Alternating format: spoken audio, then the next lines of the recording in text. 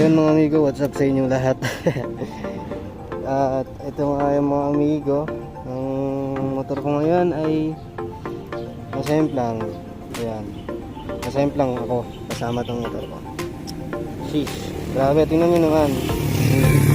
Balik ko talaga, no? Kung makikita natin parang T-pose yung nadali. And then dito sa side na to, ayan, natanggal eh.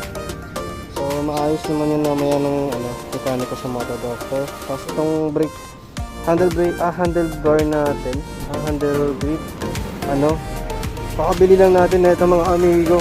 Kaso ayan, napaaga ata yung pero gagawin ko na paraan to. Lalagyan ko lang siguro dito ng ng accessories, no, para hindi naman sayang. Then ayun, gas-gas dito sa visor niya. Tapos itong brake lever, no? Grabe, no? Pero itong brake lever natin stock pa to.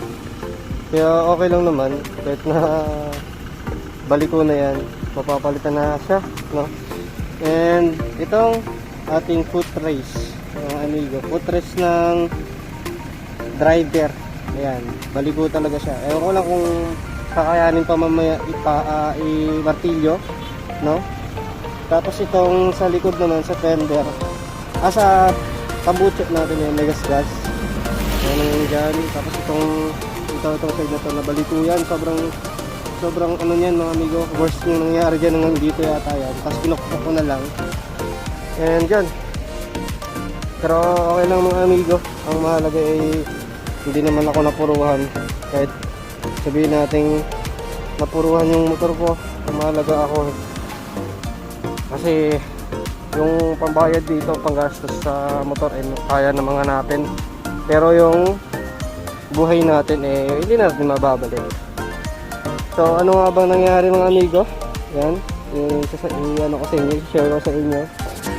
Kasi mga amigo, napadaan ako sa isang daan na may wire. Tapos ang nangyari sumabit tong tong right handle. And then nung sumabit to, lumipad talaga ako. Hindi ko na nakontrol Hindi na ako nakapagpreno agad. Biglaan kasi.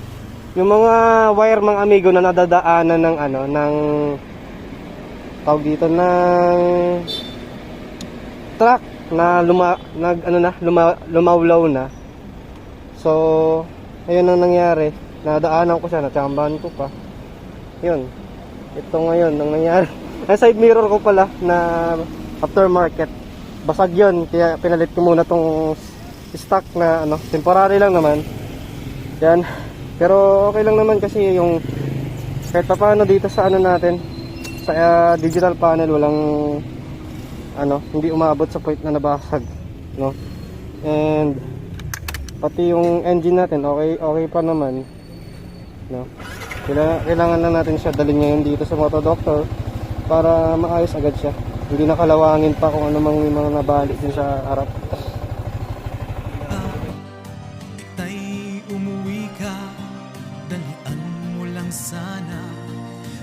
Ay may ba nagtataksil sa'yo, Ama? Napakasakit,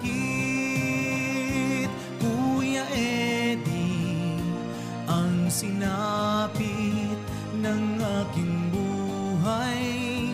Napakasakit, Kuya sabihin mo kung ano ang gagawin.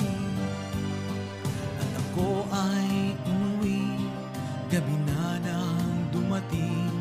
Ang dalawa kong anak sa malayo nakatingin.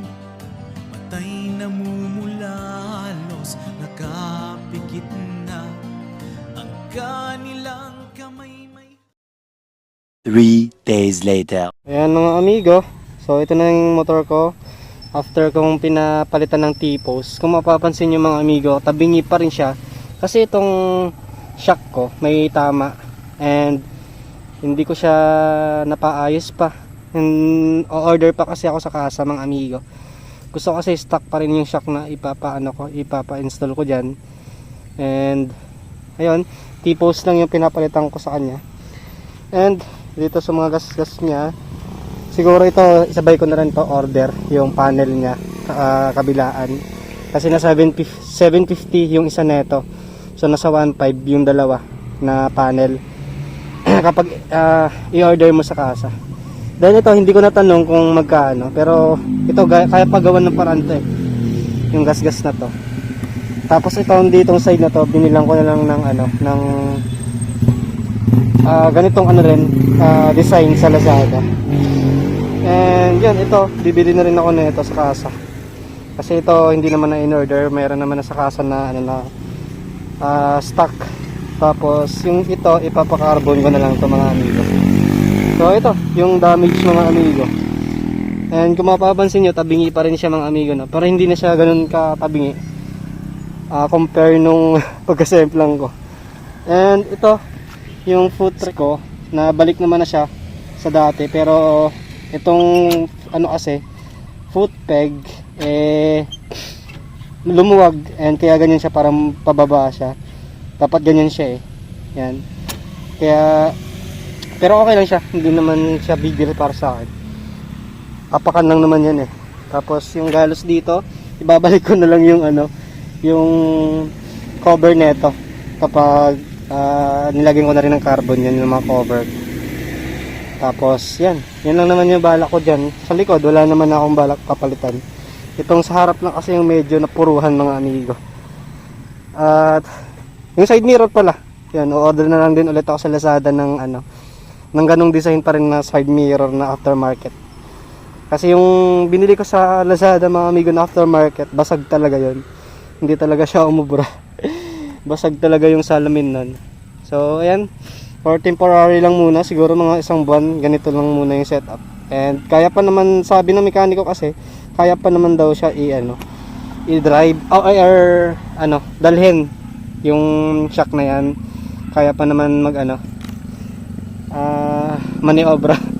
So ayun lang naman mga amigo. So ingat-ingat na lang talaga. Pero kahit sabihin natin sobrang ingat natin, hindi talaga natin maiwasan yung aksidente. And yun.